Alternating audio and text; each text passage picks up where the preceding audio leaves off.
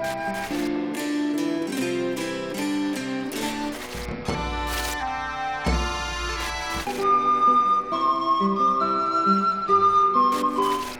шановныя сябры! Сёння паговорым пра Янку Лучыну, Івана Неслухоўскага, менскага паэта, які нарадзіўся роўна 175 год таму. Гэта паэт, літаратар, творца, які увайшоў у нашу літаратуру як адзін з пачынальнікаў новай беларускай літаратурнай мовы, новай беларускай культуры, літаратуры і гэтак далей. Ён нарадзіўся ў Менску і памёр у Менску. Гэта шляхціц, гэта мінчук, гэта інжынер-тэхнолаг, гэта чалавек, які доўгі час быў малавядомы у нашым асяроддзі, у асяроддзі беларускай інтэлігенцыі нават, але праз стагоддзя амаль пасля ягонай смерці быў выдадзены ягоны зборнік. І трэба сказаць, што на сённяшні момант гэта даволі папулярны беларускі творца. Пачнем спачатку. Нарадзіўся Ян Неслухоўскі ў сям'і Люцыяна і Антаніны Неслухоўскіх 24 чэрвеня 1851 году. 24 чэрвеня – гэта дзень святога Яна. Таму немаўлятку назвалі Ян у гонар Яна Хрысціцеля альбо Яна Прадвесніка. Ён быў ахрышчаны праз месяц 25 ліпеня 1851 году у Менскім катэдральным касцёле. Бацькі Яна Неслухоўскага яны паходзілі, прынамсі, па мячы, па лініі таты са старога роду, шляхецкага роду, які вядомы яшчэ з 13 стагоддзя. У той час Неслухоўскія мелі герб Дамброва. Гэта наданне было ў 13 стагоддзі праз Конрада Мазавецкага, князя, які змагаўся з мангола-татарскім нашэсцем.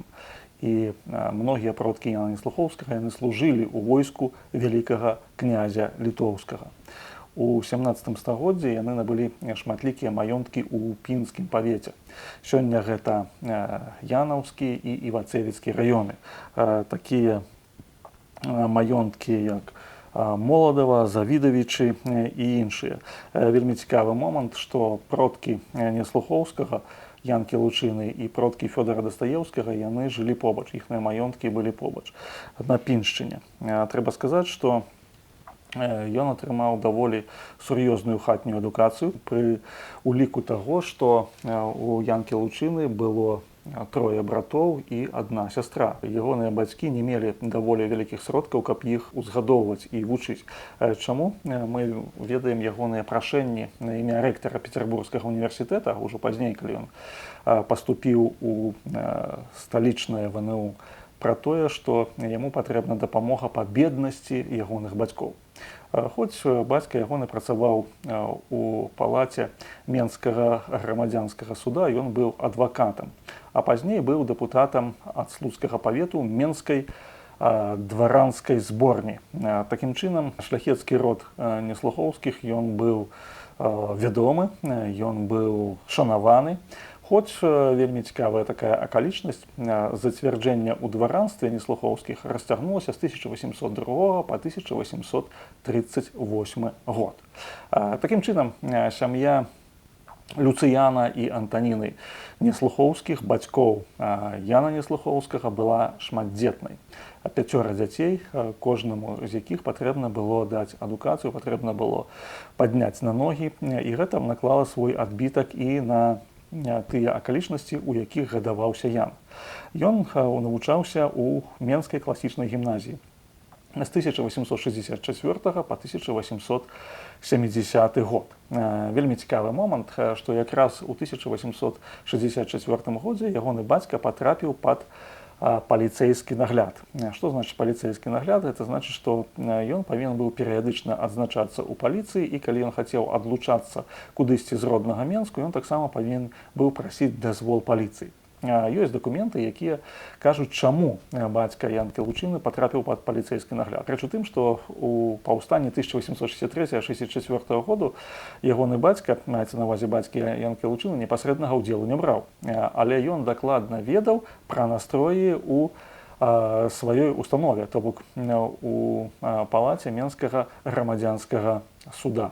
І такім чынам яго паставілі пад паліцэйскі нагляд за тое, што ён не паведаміў паліцыі пра рэвалюцыйныя настроі, як тады пісалі, сярод сваіх калегаў. Паліцэйскі нагляд ён працягваўся 6 гадоў і быў зняты толькі ў 1870 годзе, якраз у тым годзе, калі малады Янка Лучына скончыў гімназію. На той момант яму было 19 гадоў. У атэстаце маладога менскага паэта, будучага паэта, значылася, што дакладныя прыродазнаўчыя навукі ён засвоіў значна лепш за славеснасць, як тады называлі, мову і літаратуры. Хоць даволі значныя вынікі яго былі і па грэчаскай мове, і у асваенні лаціны, нямецкай, французскай моваў. Аднак большых поспехаў ён дасягнуў у плане трыганаметрыі, геаметрыі, алгебры і падобных дысцыплінаў. Гэта відавочна. Аднак ён, нягледзячы на ўсю такую складанасць у сваёй сям'і, ён быў адным з лепшых вучняў Менскай гімназіі і паступіў у Пецярбургскі універсітэт на матэматычны факультэт. І вось тады, в 1870 годзе, мы зноў сустракаем дакументы з ягонай просьбай да рэктара Пецярбургскага універсітэта вызваліць яго ад платы па беднасці. Ён так і піша, па беднасці. Вельмі цікавы момант, што яму пайшлі насустрач, аднак яму не спадабаўся універсітэт.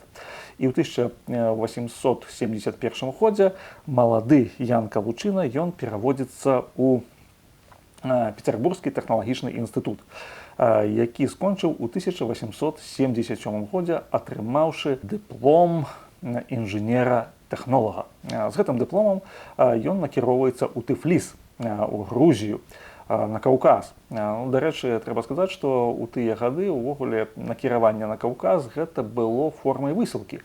І калі мы паглядзім шматлікія такія прыклады і расійскіх літаратараў, і беларускіх, польскіх і гэтак далей, якія апынуліся на Каўказе, звычайна яны апыналіся ў плане такім, што іх туды высылалі спецыяльна.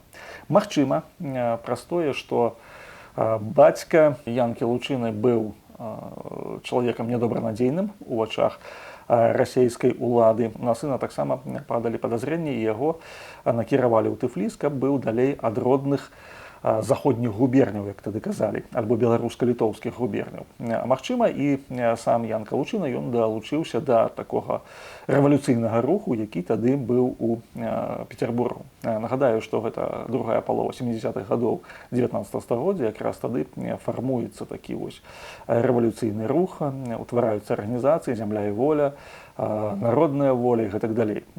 Таксама ёсць сведчанні пра тое, што Янка Лучына быў знаёмы з Ігнатам Грынявіцкім, які здзейсніў замах на цара Александра II ў 1881 годзе. Аднак гэтыя звесткі, як і прычыны ягонай высылкі ці адпраўлення на Каўказ, дакладна невядомыя. Вядомыя дакладна тое, што ён туды не хацеў, не жадаў. Аднак, нягледзячы на гэта, ён вымушаны быў паехаць, і вось у 1877 годзе ён застаецца ў Тыфлісе, сённяшні Тбілісі, на пасадзе начальніка чыгуначных складоў. Увогуле ён быў спецыялістам па чыгунцы. Ён разбіраўся у інфраструктуры чыгуначных сетак, ён мог працаваць як наладчык, як інжынер. Ён быў дастаткова кваліфікаваны спецыяліст. У час адпачынкаў ён прыязджае ў Менск, у дом сваіх бацькоў, а таксама ў фальварак Мархачоўшчына. Мархачоўшчына – гэта знакаміты фальварак у Стаўбцоўскім раёне, сучасным Стаўбцоўскім раёне. Чым ён знакаміты? Тым, што яго арендаваў да неслухоўскіх бацька Уладзіслава Сыракомлі. Александр Кандратович і сам лірнік вясковы, як сам сябе назваў Уладзіслаў Сыракомля, ён там вельмі любіў бываць. Такім чынам перадавалася паэтычная эстафета ад Уладзіслава Сыракомлі да Янкі Лучыны. Трэба прыгадаць, што Уладзіслаў Сыракомля ён памёр ва ўзросце 39 гадоў у той год, калі Янку Лучыну споўнілася толькі 11 гадоў. То бок асабіста яны не былі знаёмыя, але Лучыну вельмі падабалася творчасць Сыракомлі, якую ён перакладаў. Цікавы момант таксама, што у біяграфіі Янкі Лучыны ёсць такі загадкавы момант. У 1879 годзе альбо 1880 на ганку Менскага гарадскога тэатру яго разбівае паралюш ног. Малады чалавек, якому няма яшчэ 30 гадоў, ён выходзіць з тэатру і раптам падае проста на ганак, яго ўздымаюць, і ён кажа, што я не магу хадзіць. Рэч у тым, што вось з такой хваробай чалавек ён атрымліваў інваліднасць і дапамогу па інваліднасці, і ён ужо не мог быць адпраўлены ў Тыфліс на месца службы, таму што яму патрэбна было тэрміновае лекаванне. І пачынаецца гэта лекаванне. Лучына ён праз пэўны час акрыяў, нават хадзіў на паляванне, што дало, так скажем, падставы некаторым даследчыкам выказаць такую гіпотэзу, што гэта была сімуляцыя хваробы з мэтай вярнуцца ў родны Менск. Таму што відавочна было яго нежаданне працаваць у Закаўказі, у далёкіх краях. Хоць, канешне, мы дакладна не ведаем, якім чынам, магчыма, сапраўды прыйшло аздараўленне, але вельмі доўгі час ён хадзіў на мыліцах. Разам з тым, праз пэўныя перыяды свайго жыцця, а ён пражыў усяго 46 гадоў, ён ужо пачынаў хадзіць на паляванне, на рыбалку і гэтак далей. Цікава, што ён браў мыліцы, браў стрэльбы, ехаў у Мархачоўшчыну на паляванне. Вось гэта таксама пайшла пагалоска такая пра тое, што хвароба яго не такая ўжо і моцная. 1880 годзе памірае яго бацька, маці Антаніна Спашкевічаў просіць дапамогі для дзяцей, просіць пенсію захаваць, каб мець сродкі для існавання. Неслухоўскія жылі на вуліцы Юр'еўскай у Менску. Сёння гэта вуліца не існуе, гэта вось у раёне праспекта Незалежнасці паміж вуліцай Леніна і вуліцай Янкі Купалы. Вось была такая вулічка. У прынцыпе, іхны дом пад нумарам 23 быў адным з асяроддзяў збору менскай інтэлігенцыі. Гэта былі сходы, на якіх прысутнічалі шматлікія прадстаўнікі мясцовай інтэлектуальнай эліты, на якіх абмяркоўваліся самыя розныя і самыя цікавыя пытанні. Рэч у тым, што якраз у той час менская інтэлігенцыя рыхтавалася да заснавання першай беларускай прыватнай газеты «Мінскі лісток». Пра «Мінскі лісток» у нас ёсць асобная перадача. Звяртаю ўвагу тых, хто зацікавіцца гэтай тэмай больш падрабязна, можна яе пераглядзець, пераслухаць.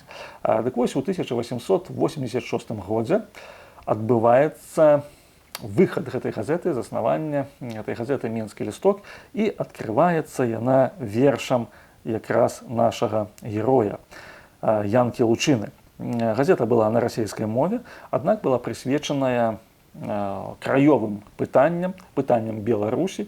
Но зноў жа звяртаю ўвагу, што ў нас ёсць адмысловы выпуск. Так вось Янка Лучына фактычна з самага пачатку ўваходзіць у яе рэдакцыю, рэдакцыйны склад, і таксама ён піша эпіграф, уступ да гэтай газеты. Верш на расійскай мове, які называецца «Не ради славы или расчёта. Предпринимаем мы листок. Святая истина забота и цель его печатных строк». Гэта вось верш, які ён склаў пра тое, што газета яна павінна пісаць праўду пра тую справу, якую ён мае ажыццявіць. У гэты момант ужо ён, нягледзячы на тое, што ўладкаваўся ў тэхнічнае бюро Лібава-Роменскай чыгункі, ён схіляецца да літаратурнай творчасці. Прытым літаратурная творчасць у яго адбываецца на 3 мовах: на польскай, на расійскай і на беларускай. На пачатку 1886 год ён дэбютуе вось гэта расійскамоўным вершам. Пазней ён піша у польскі часопіс «Клосы», калосьце польскамоўныя вершы, а ўжо ў 1889 годзе, праз 3 гады, ён змяшчае першы беларускамоўны верш «Вясновай парой», так і называецца «Вясновай парой», у газеце «Мінскі лісток». Ён піша даволі шмат на розных мовах, ён перакладае, і ён фактычна займаецца літаратурнай творчасцю. Літаратурная творчасць яго паглынае. Цікавы момант, што гэта ён пачынае публікаваць свае творы, але пісаць ён іх пачаў значна раней. Найбольш знакаміты ягоны твор «Паляўнічыя акварэлькі з Палесся». Некаторыя даследчыкі ставяць яго у адзін шэраг з паэмай «Песня пра зубра» Міколы Гусоўскага, панам Тадэвушам, Адама Міцкевіча «Новай зямлёй» Якуба Коласа. Вось гэта энцыклапедыя такога беларускага жыцця. Хоць, безумоўна, гэты твор ён значна меншы па аб'ёме, але ён вельмі ёмісты. Ён паказвае жыццё шляхты, жыццё сялянаў, і сапраўды там, скажем так, рамантызуецца вобраз беларускага лесніка Грышкі. Грышкі, які ўжо пажылы чалавек, які не мае ўжо такой моцнай сілы фізічнай, але мае сілу духу, мае досвед, і ён вельмі трапны на паляванне. Вось там ёсць два героі, Грышка і Паніч, і вось гэты Паніч хіба што сам Ян Неслухоўскі, Ян Калучына. І вось гэта паляўнічыя акварэлькі з Палесся, яны выклікаюць вялікую зацікаўленасць у літаратурным асяроддзі, прытым у польскамоўным і ў беларускамоўным. Ён таксама піша верш «Стары ляснік» як частку вось гэтай паэмы. Паляўнічыя акварэлькі з Палесся. Сама паэма апублікавана на польскай мове, а ёсць беларускамоўны пераклад. Я звяртаюся таксама да тых, хто захоча пазнаёміцца з поўным тэкстам. Ёсць у адкрытым доступе, можна яго пачытаць у электронным выглядзе. Таксама ёсць некалькі выданняў збору твораў Янкі Лучыны, якія выходзілі ўжо ў 20 стагоддзі. Трэба сказаць таксама, што некаторыя даследчыкі, прачытаўшы вось гэта паляўнічыя акварэлькі, мяркуюць, што гэта аўтарскі пераклад з беларускай на польскую мову. Ён таксама піша некалькі паэмаў, якія не дайшлі да нас. Мяркуецца, што арыгінале яны былі на беларускай мове. Назвы іх вельмі цікавыя. Пятруся, Віялета, Гануся і Андрэй. Вось гэта ягоныя паэмы, якія толькі часткова дайшлі да нас і далёка не ў поўным выглядзе. Увогуле, з ягонай спадчыны засталося не так шмат, а некаторыя ягоныя творы яшчэ трэба аўтарызаваць. Так, напрыклад, толькі дзякуючы даследчыцкім намаганням Адама Мальдзіса было аўтарызавана эсэ Янкі Лучыны «З крывавых дзён», дзе ён апісвае падзеі паўстання 1863 году на Міншчыне. І гэта вельмі важны такі твор ягоны. Ён быў апублікаваны ў 1889 годзе ў Кракаве. Кракаў тады быў за межамі Расійскай імперіі. І, канешне, вось гэта публікацыя, яна не магла быць у той час легальнай у Расійскай імперіі, таму была апублікавана за мяжой. Вельмі важныя аспекты адбываюцца ў той момант. Ян Калучына, ён лістуецца з Мітрафанам Донар-Запольскім. Донар-Запольскі, ён тады навучаецца ў Кіеве, і ён прапануе Янку Лучыну выдаць асобным зборнікам ягоныя беларускамоўныя творы. Рэч у тым, што пачынаючы з 1887 году Янка Лучына ён пачынае выступаць публічна па-беларуску і пісаць па-беларуску. Што ж яго падштурхнула да пісання на беларускай мове? У той час, каб быў зразумелы кантэкст, калі ты пішаш па беларускай мове, табе няма дзе друкавацца. І гэта, канешне, было самай вялікай такой праблемай для таго, каб пастаянна пісаць. Таму што творца, які не публікуецца, ягонае натхненне вельмі хутка вяне, гасне. Ён сам пісаў пра гэта і пісаў Донар-Запольскаму. І таму Донар-Запольскі ось такую ідэю сфармаваў і пачаў казаць Янку Лучыну, што давай збяром твае беларускамоўныя творы. Праз ліставанне з Донар-Запольскім мы таксама даведваемся некаторыя факты, што ж падштурхнула Янку Лучыну да пісання па-беларуску. І менавіта беларускамоўныя творы ён падпісваў такім псеўданімам. Янка Лучына, гэта значыць Лучына — крыніца святла ў сялянскай хаце. Ну, а сам ён быў народжаны ў дзень прарока Яна Хрысціцеля, і таму ён меў такі таксама пакліканне такое будзіць свой народ. Дык вось ён сам піша, што ў 1887 годзе у Менск прыехала украінская трупа, у Менскі гарадскі тэатр. І ўзначальваў такі знакаміты украінскі культурны дзеяч Міхайла Старыцкі. І вось, каб прывітаць гэту трупу, быў пакліканы Янка Лучына. Ён увогуле быў такім даволі публічным чалавекам. Ён быў каларытны, такі з барадой, у акулярах, на мыліцах. Ён выходзіў вельмі інтэлігентны, і ён чытаў, дакламаваў уласныя вершы. І вось ён вырашыў напісаць свой першы верш, каб павітаць вось гэту трупу Міхайлы Старыцкага. І ён вітаў такімі словамі: «Дзякую вам, брацікі, сястрыцы родныя, за вашыя хвацкія песні народныя. за тую гутарку вашу вясковую, за праўду светлую, за праўду новую. Вось гэты куплет, такі чатырохрадкоўе, ён быў дэкламаваны Янкам Лучынам, пасля быў апублікаваны ў газеце, і гэта лічыцца першай публічнай дэкламацыяй беларускіх вершаў Янкі Лучыны. Аднак, нягледзячы на ідэю Дона Арзапольскага і нягледзячы на тое, што Янка Лучына быў гатовы, хоць ён і сумняваўся, кажа, нічога я новага не напісаў, у творчасці маёй арыгінальнасці няма. Аднак ён урэшце рэшт згадзіўся, але праз пэўныя акалічнасці зборнік у той момант так і не выйшаў. Выйшаў ён праз 6 гадоў пасля смерці Янкі Лучыны ў 1903 годзе ў Пецярбургу і выдаў яго круг беларускай народнай прасветы і культуры, які стварылі браты Луцкевічы ў Пецярбургу. І гэта выданне яно засведчыла пра тое, што у 20 стагоддзі вось першая беларуская кніга яна выйшла менавіта як зборнік Янкі Лучыны. Хоць на той момант не было магчымасці выдаваць беларускамоўных кнігаў, таму цэнзуры падалі гэты рукапіс як рукапіс на балгарскай мове. Таксама не дачакаўся Янка Лучына і польскамоўнага зборніка. Польскамоўны зборнік «Паэзія». Ён павінен быў выйсці ў канцы 19 стагоддзя, аднак нечакана 16 ліпеня 1897 году Янка Лучына памірае. На той момант яму было 46 гадоў, як я ўжо казаў. Ён пахаваны на кальварыйскіх могілках у Менску, захавалася ягоная магіла, ёсць пліта на магіле, можна наведаць гэтую магілу і ушанаваць памяць аднаго з пачынальнікаў беларускай літаратуры. Ён таксама напісаў адзін з такіх самых славутых сваіх вершаў, прысвечаны Беларусі, які даў назву 3 беларускім газетам і аднаму беларускаму выдавецкаму таварыству. Гэты верш называецца «Роднай старонцы».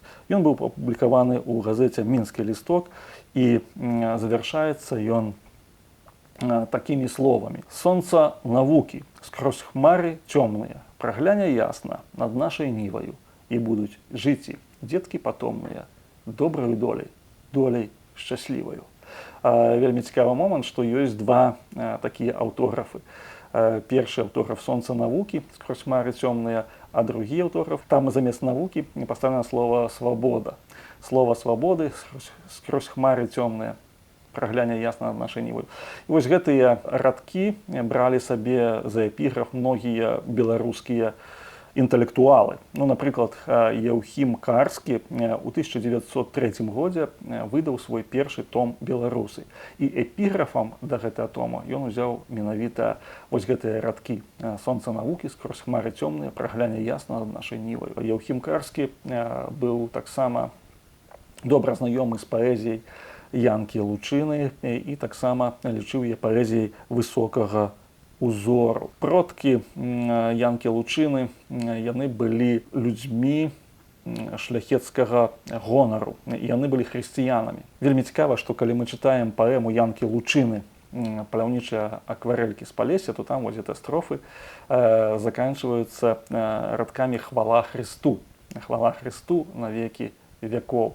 І гэта таксама сведчыць пра тое, што адзін з такіх вельмі важных матываў быў адраджэнне Беларусі, як Христос уваскрос, так паэт верыў, што уваскрэсне родная старонка. Ён быў чалавекам інтэлігентным, чалавекам, які глыбока адчуваў сваё пакліканне. Янка Лучына выканаў сваю функцыю. Гэта лучына была запалена, і яна асвятліла шлях далейшаму беларускаму адраджэнню. Дзякуй за ўвагу.